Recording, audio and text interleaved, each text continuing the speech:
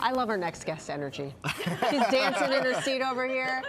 It's October 11th, 1975, just 90 minutes until showtime for the first episode of Saturday Night Live. And behind the scenes, producer Lorne Michaels is beyond nervous as he watches over the not ready for primetime players.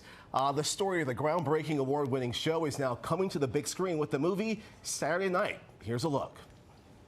We need everyone in togas. Everyone down to the 8th floor now.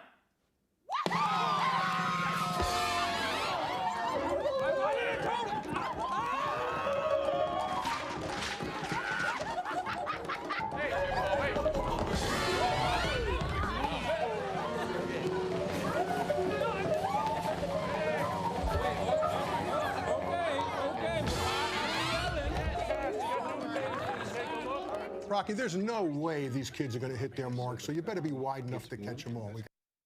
And joining us live from New York is Saturday Night cast member Kim Matula. That was really good. That was really good. Thank you for having me. Great to have you here. Thank you. I mean, so take us back. This takes us back to the actual first episode of Saturday Night Live. It is. Yeah. So tell us a little bit about what you learned. Oh my going gosh. back in time. I had no idea how many people were against this show being successful. Wow. Really, you know, our writer and director, Jason Reitman, says that the antagonist in this movie is time. It's the clock. And you really get that sense when you watch it. There's a little clock countdown that you see throughout the film. And, you know, because it is a movie that takes place in real time, 90 minutes, that goes from 10 o'clock to 11:30, from, you know, to where they first said live from New York at Saturday night. And it's so chaotic. It's so much fun. And you really learn that this was a group of, you know, 20-somethings who had no idea what they were doing. They had never made anything before. And they were up against this older generation who really had no faith in them, really didn't think it was going to work. And now, obviously, we all know SNL for what it is. It clearly worked. And so many of them legends in comedy now. Oh, my gosh, crazy. right? And speaking of legends, the show itself, legendary. The show was legendary. Iconic. Yeah. But it has a very, very specific focus, as you were talking about there, too. What does that tell us about the show? Oh, my gosh. Like about time, what you were asking? The time element, yes. Well, for me, what really stands out is the thought that when everything is up against you, when you think you're running out of time, when everyone is telling you that it's not going to happen, it's just not going to work, but like Lorne Michaels, he had a dream, he had a vision, and he plucked all of these incredible artists, you know, off the street or out of bars. And he, in his mind, knew exactly what they could do together to make something really wonderful. And he did it.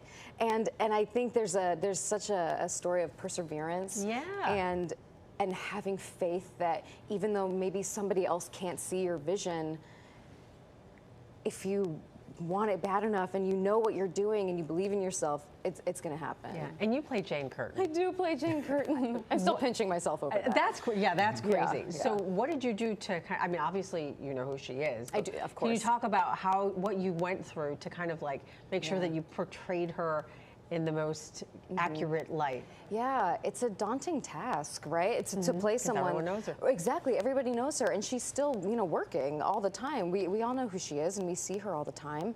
And so for this story, I really stuck to watching like the first season of SNL just on repeat all the time. And I went back and read a lot of her articles, you know, of interviews that she had given, because I didn't want to get lost in her career later in life, because that wasn't the story we were telling. Yeah. I really wanted to focus on who she was for that first season. And, you know, she's known for playing the straight man. Yeah. She's the one who's there to, like, set up the joke for the clown to come in and knock it down. And I really respect that about her. And she has something so magical. You know, in her audition for SNL, she did an iron vitamin pill commercial. Isn't that weird? That is hilarious. Isn't that right? Because you don't think to yourself that that's going to be funny. But something about her delivery and the way that she sees the world is just a little different. And she's able to make anything funny, even if it's straight. I have not met her. Oh my gosh. Would you want to meet her? I would love to meet her. Honestly, just to say thank you for everything that she's done just to set up comedy, you know, for the women who came after her. She's done so much. It's really important. I want to mention, too, the movie's directed by Jason Reitman, who had a stint as a guest writer and also director for SNL. What was it like having his insight on the movie, as well as did he bring any inside details to you guys about how to make this all click and work? Well, so Jason and his writing partner, Gil, they spent 2 months interviewing everyone who was in the building on October 11th, 1975. Wow. Yeah, exactly. Wow. They wanted anyone who was there, from pages who were working on the floor to actors to camera operators. They spoke to everybody, and Jason will tell you all their stories contradicted each other. Because memory from 1975, it's all going to be a little muddled. So, but they worked really hard to capture every story that happened, and I think what they really wanted to get across was the chaos that was this stage, that was backstage, because it truly was everybody running around not knowing what they were doing or where they were going or how they were going to make it work, and it was so chaotic. And Jason really was great at keeping that energy up. We have a lot of one-ers, just where the camera feels like another character in the movie, and it's like snaking through the set. Sounds so awesome. And it's really cool. It's really, really cool. I mean, I'm biased, but it's really cool. I mean, obviously you weren't there for the first episode, right? But what are your earliest memories then of SNL? So I have been watching SNL since I was little. Okay. And my mom tells the story of, do you guys remember the sweaty balls? Yes. Okay. Like everybody does. Come on. You're right, that was a dumb question. Everybody remembers that. So my mom tells a story of having to go into the hallway and hide behind a wall because she was crying, laughing. But my sister and I were too little to really understand why it was so funny.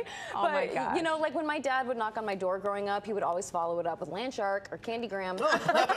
SNL, language was really just a part of my household growing up. Oh, That's hilarious. Full circle moment to be a part of this. I know. Yeah. Yeah, I know. It's really looking forward to seeing it. Yeah, Kim, thanks so much for stopping by, and congrats on this movie. Can't wait to see it. Thank you so much. It's really good. You'll love it. I can't wait to see Jen Curtin sees it. Me too. If you find out that she's seen it, let me know. Oh, I'm sure she'll reach out. Absolutely.